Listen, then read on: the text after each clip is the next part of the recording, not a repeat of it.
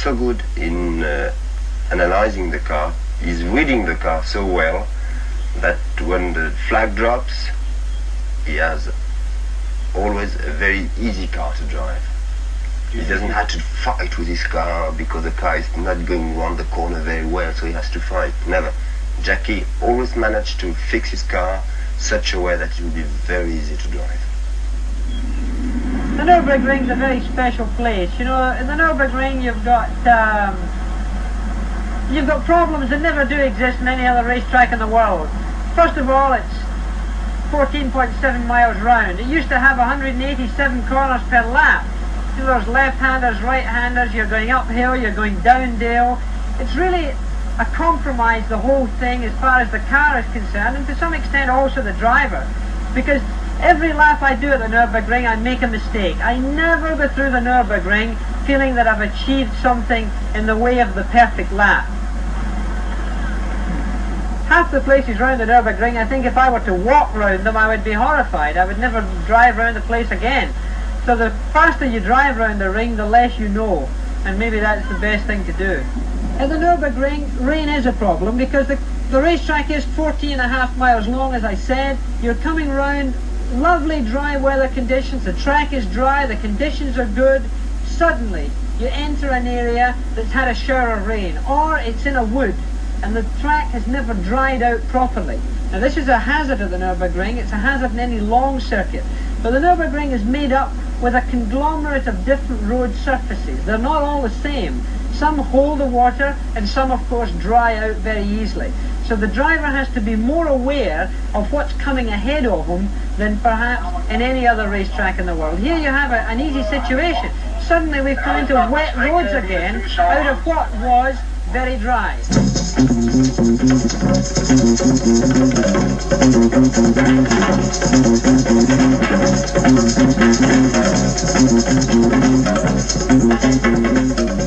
Now you've got to do this one right because it's followed immediately by another left-hand bend, and if you don't get the car in the right place on the road, this is where you can easily make a mistake. There's a lot of cars have gone off.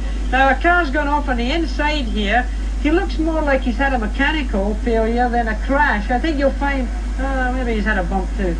He's had, I think, a mechanical failure, probably an engine problem.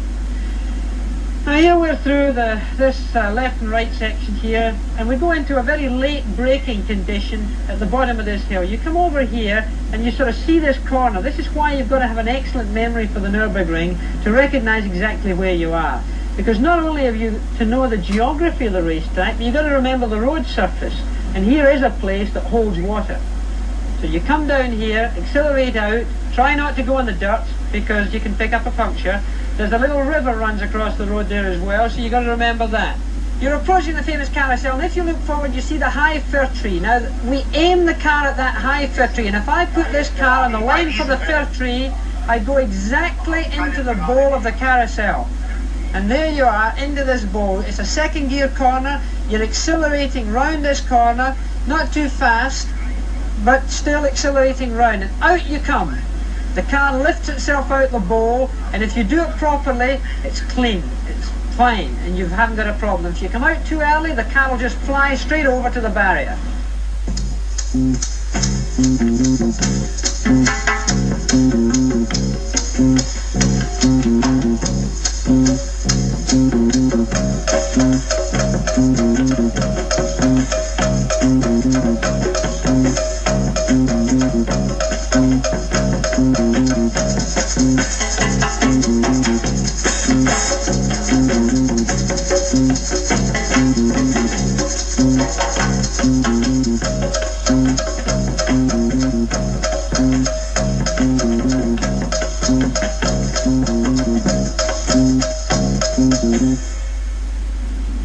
Now here we go into what is a very fast part of the circuit. We've got this situation coming out here in third gear, accelerating hard, going into fourth gear, and now we approach a thing called the Flugplaza. And this Flugplaza is where the first jump of the Nürburgring comes in. Now the car gets light over this little bump, you put it into fifth gear, top gear mark you, going round here. You're accelerating hard, And this is a gamble, whether you change into 4th gear just before here or keep it in 5th, because just here the car takes off and you fly over this. You arrive on the ground again with not much room to start getting the car nicely balanced and sorted out for the start of a very fast section. Fastest part of the circuit with the main straight. You're going through here in 4th or 5th gear, you're climbing, it's quite a climb, so the car's really working hard. You're getting to the top of this rise here. Now, of course, there have been many accidents up here. There was a driver killed here a couple of years ago because you're going down this next section around 175 miles an hour. Doesn't look like it. When you see this here, you think it's a very short straight. This section here is taken at 175 miles an hour. You're in top gear, of course.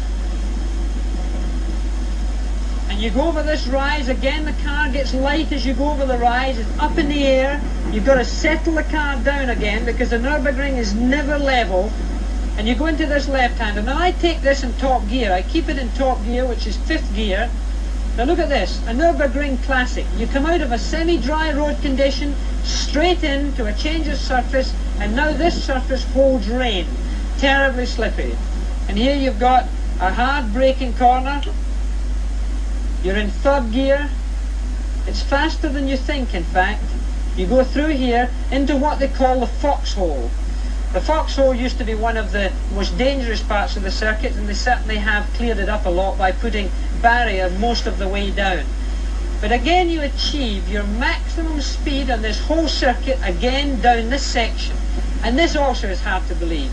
Here you see yourself going through what is really a cutting in a heavily valleyed area with trees. Now can you think of going down here at 175 where the car bottoms out in the bottom, it grunches the suspension, the chassis really gets gouged, and you start going up this other end here. Now when you go up this hill at the bottom here, if you look up the hill here, you're going up here with so much G-forces on that you can't take your foot really properly off the throttle and get it onto the brake. Just as you hit this corner, I stick it into 4th gear.